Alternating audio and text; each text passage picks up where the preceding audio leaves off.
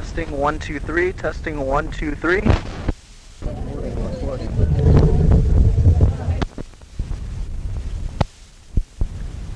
Delta, Echo, Alpha, Delta. Hello? Hello? Howdy! Signal. We are live. Greetings, everybody, from the Super Sargasso Sea. It's me, your voice in the void, Skaz, and this is your out-of-dimension broadcast, 0 hour. To everyone listening, assuming there is anyone listening, I have gotten, most of the equipment to work. Sure, it's a bunch of old junk that I've never even seen or heard of before, but jamming them together seems to be working quite well. So, light a candle for me. Righto. On tonight's frequency, we'll be discussing cryptids. Cryptids! Of the word you hear way too much if you are a ranger, but a necessary yet unspecific term nonetheless. So, what exactly is a cryptid? Well, it depends when you asked, because this has two very, very different answers. If you would have asked me the question before 1985, I would tell you this. Cryptids are creatures with enough evidence to prove their existence, and also have enough evidence to prove that they do not exist. They're in this weird category of between, until some form of evidence pushes them out of cryptozoology and recategorizes them into either zoology or pseudoscience. Previous notable members of cryptozoology include the platypus, the Komodo dragon, the giant squid, the gorilla, and even the black swan. The cool thing about science and nature is that it's always changing, always evolving, and we, as part of nature, get to experience that. Heck, even some lucky few get to witness it and even catalog it. Right, so that was the old definition, and technically it still is the correct definition of the term, but you see, if you were to instead ask me what cryptids were post-1985, I wouldn't be too surprised if you had also told me that you were living under a rock, so I'm going to pretend that you do. After the events of the Shattering of the Veil in 1985, some sort of hole was punched through the fabric of our reality, melding us with the domain of little-known facts and folklore. Essentially, creatures and the phenomena of myth and lore became a fact overnight. It caused quite a problem all over the world, and it would have considerably been worse if there weren't already groups preparing for that event, the Cryptid Ranger Corps being the largest among them, as well as the Watchers. You'd be amazed how quickly people adapted to their new reality, persevering through a very awkward and scary first year. It kind of makes you proud of your fellow man.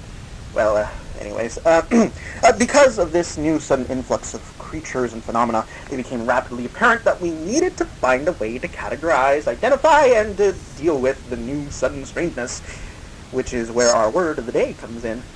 Cryptid. The reason we use this word is because most of what is encountered these days was at one point labeled as a pseudoscience cryptid. It just kind of stuck.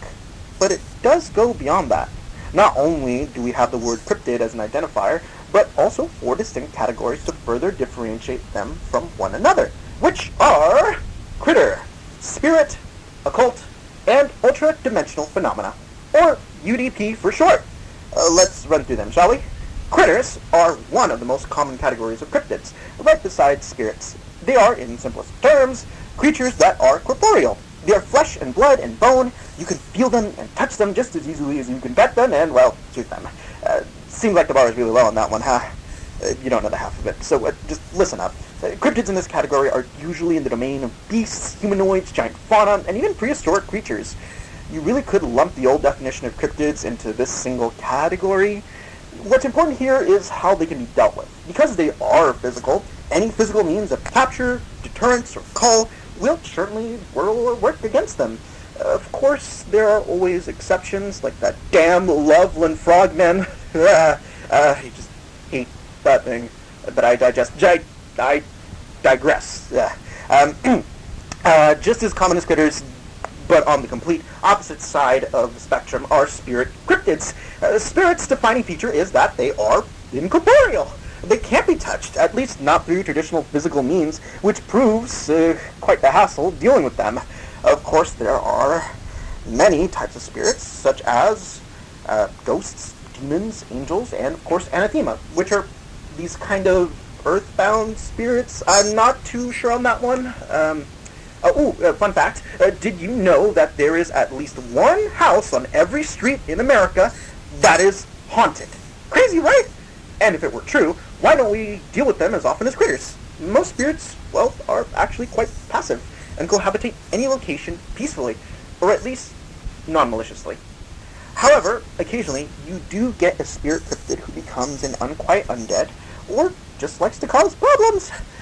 Those are the ones we are sent in to deal with, and because we can't outright shoot them, we have to get creative. And trust me, we got creative. Next time you're at your ranger station, ask your R&D what they have for ghosts. They will not stop talking to you about the Super Soaker. I can't stop talking to you about the Super Soaker. Alright, I'm going to stop talking about the Super Soaker. Shutting up, moving on. Next would be the most common type of cryptids, and just like the spirit cryptids, are usually quite passive. Except they are not... Okay, so here's the thing.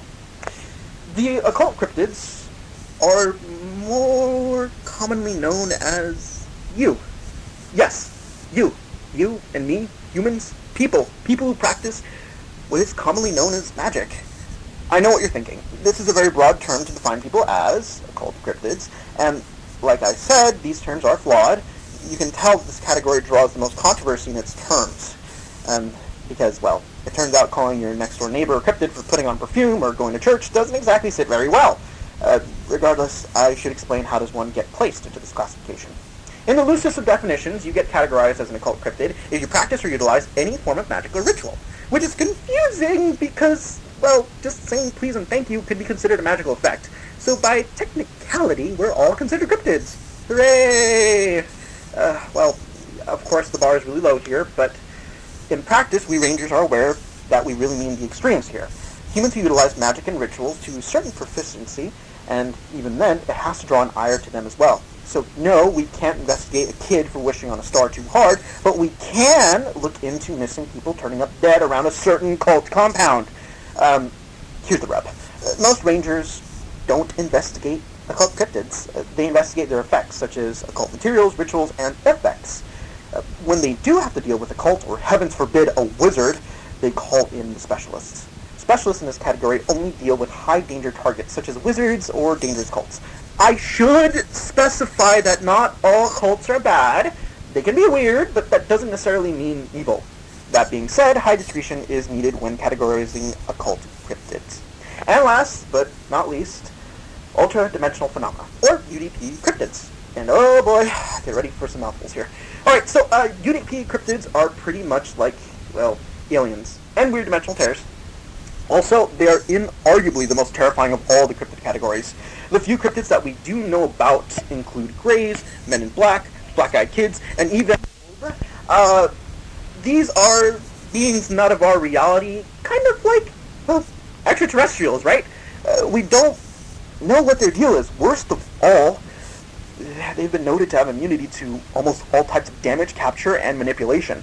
There also seems to be a through line with them, terrifying one, being that they are highly intelligent and calculated. Some have even been reported to communicate and even work with people, such as the events leading up to the shattering of the veil. What's weird is that they all seem unified in purpose, but what exactly that purpose is, we have no freaking clue. Lumped into this category is also the spirits of buildings, places, and events, as well as anything dealing with the Super Sargasso Sea. That is the category where unusual phenomena are placed in, including but not limited to stone recordings, reality openings, and time slips. Being very broad, as there will be a time where I dive into these categories. Right, the Super Sargasso Sea part is self-evident. A place, a reality beyond our own, where all the lost things go, where it is always night under endless extinguished stars, and where the desert sand is always warm. A place where the city watches over ancient pyramids, and the blinking neon lights of forgotten diners dot the curves of dead highways. And deep within the center, a library of all that has been written and all that ever will be. A collection of items waiting to return to your domain. That's where I am. And the study of it, including lost things, are part of the research to UDPs.